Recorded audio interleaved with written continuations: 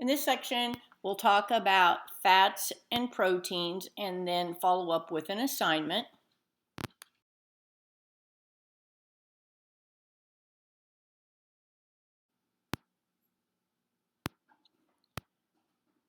Fats are necessary for optimal health, including healthy skin and hair.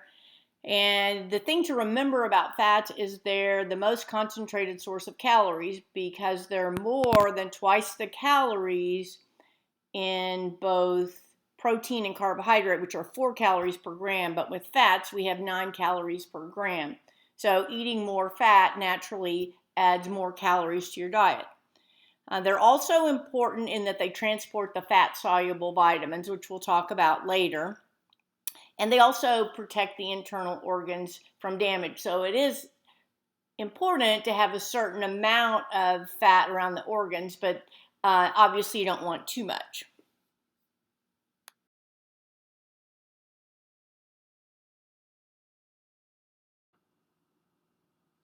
We'll talk about fats first, and it's important to understand the different types of fats. They are saturated fat, trans fat, and then unsaturated fat. So we'll start with the saturated fats. And by saturated, what we mean is just that the fat contains the maximum number of hydrogen atoms that can actually bond to that fat. And when we think of saturated fats, we are looking at fats that are either solid or semi-solid at room temperature, like whole dairy products, palm and coconut oil. And these are unhealthy fats, and they're not necessarily in the diet at any level. And the one thing that makes them unhealthy is the fact that they raise the LDL cholesterol. So the LDL is what we call the bad cholesterol or less desirable.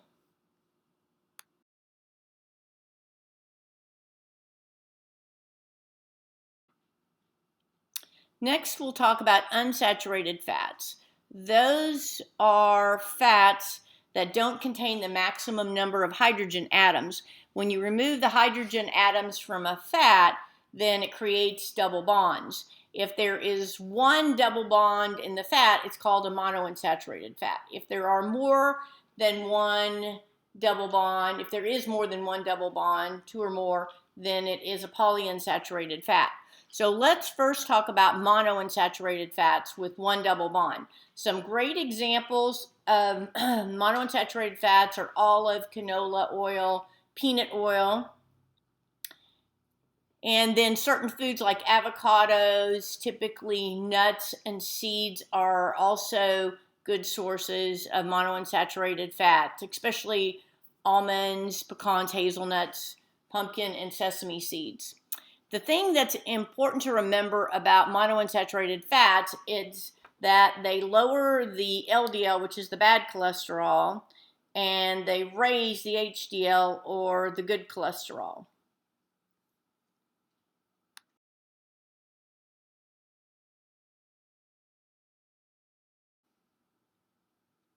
The second type of unsaturated fats are polyunsaturated, which we said they have 2 or more double bonds.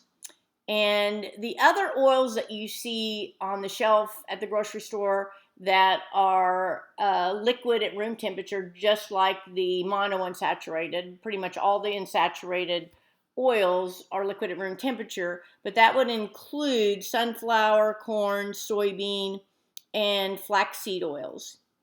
Walnuts are another good source of polyunsaturated fats as well as flax seeds. And certain types of fish, especially, and we'll talk more about that in a minute when we get to the omega-3s.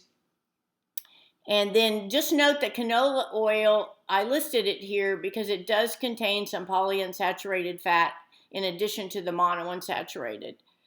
And the important thing about the polyunsaturated fats is they lower the LDL cholesterol. They don't have an effect on the good cholesterol, but they do lower the bad cholesterol.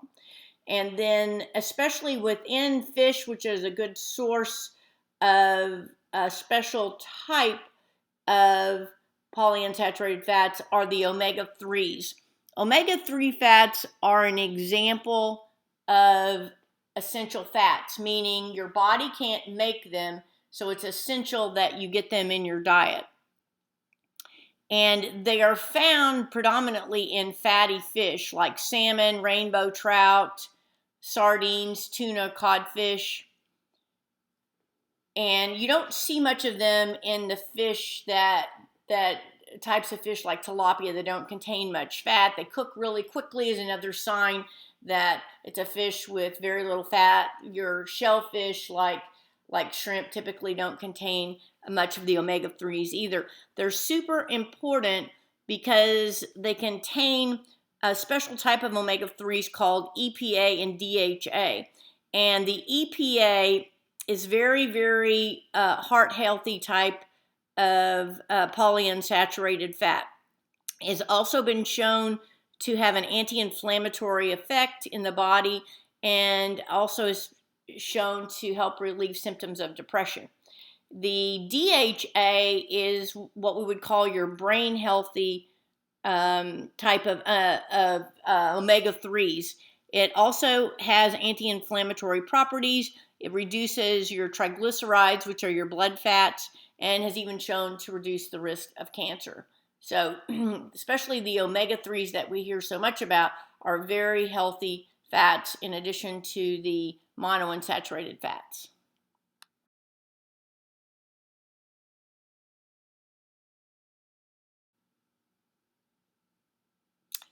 And this last category of fat is trans fat. And sometimes we also call this partially hydrogenated fats because what a trans fat is, it's a fat that was lacking some hydrogen ions, meaning it had some double bonds in it, and then the hydrogen was later added back to it. And that's why they call them partially hydrogenated. And it actually changes the fat when the hydrogen is added back to it. And these are actually worse than saturated fats. Examples of trans fats or partially hydrogenated fat would be like margarine, in which it's semi-solid at room temperature. And so these are essentially these artificial fats where we added the hydrogen back. They're used this way because what they do is they make the shelf life of products longer so they don't expire as quick. They improve the taste and texture of packaged foods. And if you look at so many of your candy bars and other snack foods, you see that if you look on the label, anything that says partially hydrogenated tells you that there's some trans fat in that item. And it's important to understand that if you look on the label, manufacturers are required to list the amount of trans fat on the label. However, they don't have to list it if it's less than 0.5 grams. So just remember, a lot of times when you eat food, you're still getting trans fats. It's not enough to be listed on the label. So if you're getting multiple servings of that food, then yes, you're probably getting some significant trans fat in your diet. And as we talked about earlier, it's more of a health risk than even the saturated fats, because not only does it lower the bad cholesterol like the saturated fat, but also lowers the good cholesterol as well.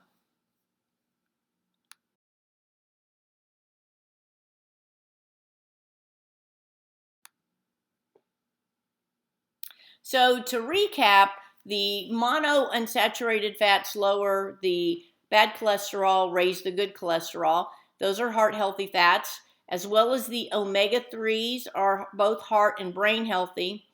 And the recommendation is that 20 to 35% of our calories should come from keyword healthy fat. And as we talked about earlier with carbohydrates, where we said the percentage of carbohydrate recommended in your diet depends on how much activity you get in your health status.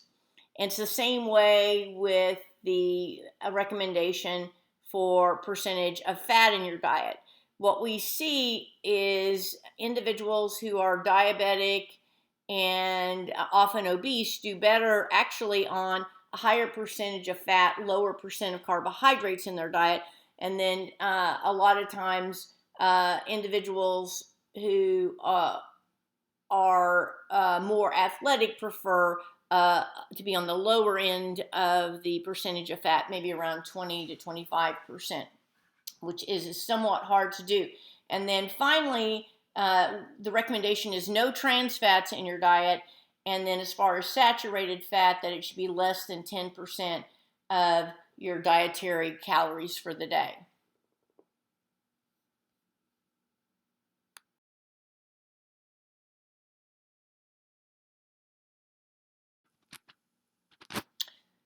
Next, let's talk about another macronutrient, protein.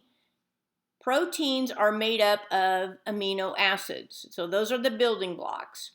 And proteins are very important for obviously muscle building, but they're important for the body to make cholesterol, which is necessary for health, and it's necessary for healthy skin, cartilage. It's necessary to make hormones, and obviously growth and repair of muscle and other tissue. There are two categories of proteins that are important to know: complete and incomplete proteins. A complete protein is the one that contains all of the 9 essential amino acids in the right amounts for health. So examples of complete proteins would be any products that we eat that come from animals: chicken, beef, pork, fish, dairy, eggs. And then there are some non-animal sources such as soy and quinoa. Now, on the other hand, an incomplete protein, as you might guess, is one that's lacking one or more of those essential amino acids in adequate amounts.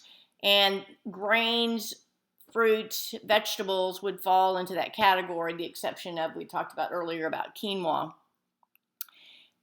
However, it's important to note that even a strict vegetarian can still get complete proteins just by combining 2 of the incomplete proteins. So, for example, in our diets, we often have beans and cornbread or beans and rice. And by combining those, you create a complete protein. And you don't have to eat them at the exact same meal to get a complete protein. As long as you eat them within about a 24-hour period, they do hang around long enough to create that complete protein. And one thing that's important to note is that although the body can store fats as adipose tissue, the body, as we've talked about earlier, can store carbohydrates in the muscle as glycogen, which is the storage form of carbohydrate, versus glucose is the circulating form of carbohydrate in the bloodstream. You don't have a storage form of protein. And obviously you have muscle, but you don't have any other storage form where you can actually store the protein. So that requires that you eat the protein daily, since you can't create that protein store. And the other thing that's important to remember, if you take in more protein than you need for growth and repair, building muscle and rebuilding tissue, that sort of thing, then your body will try to use a little bit of that for energy, but beyond that, it gets stored as fat. And so a lot of folks take in more protein than they need, not realizing that that extra will be stored as fat.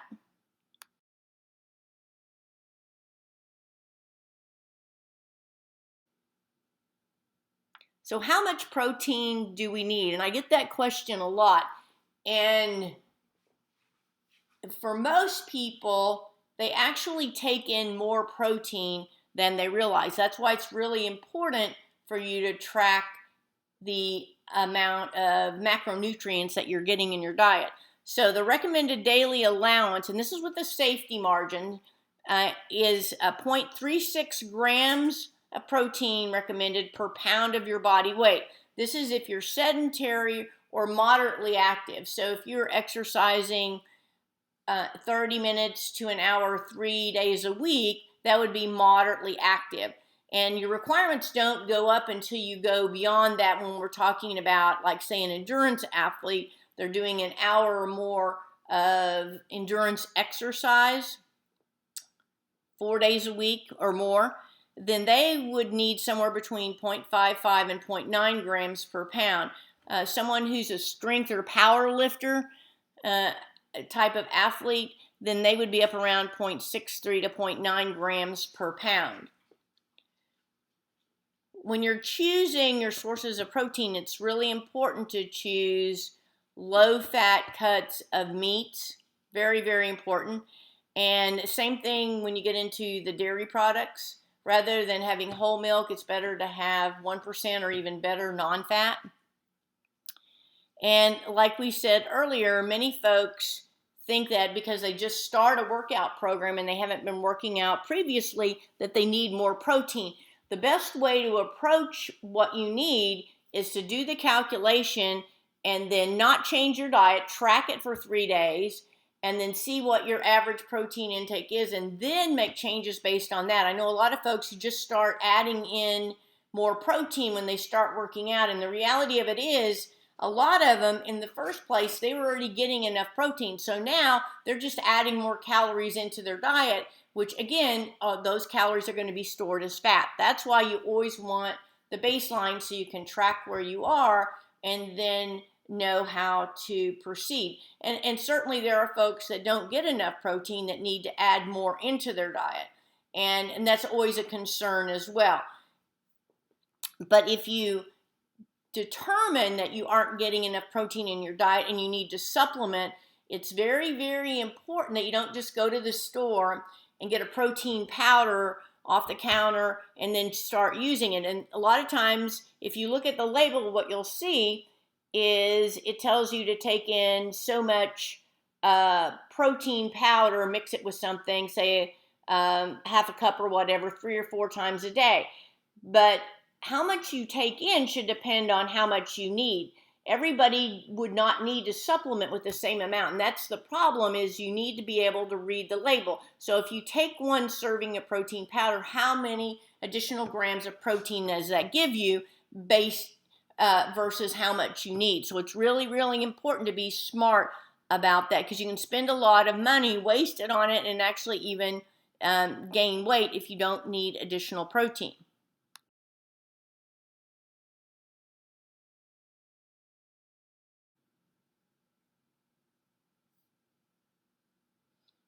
So let's calculate how much protein is needed, and we'll use this example here. In order to calculate it, I would have to know body weight, and then we're going to assume that this person would fall in that sedentary to moderate activity category because they're getting about 30 minutes of cardio and 30 minutes of weights for an hour, 3 days a week. And so I would take their body weight, in this case, we're saying is 120 pounds. Multiply it times 0.36 grams of protein needed per pound of body weight, and that would give me 43 grams per day that this individual needs. If I wanted to know how many total calories of protein that would equate to per day, then I would just multiply times my 4 calories per gram, and that would be 172 calories of protein per day.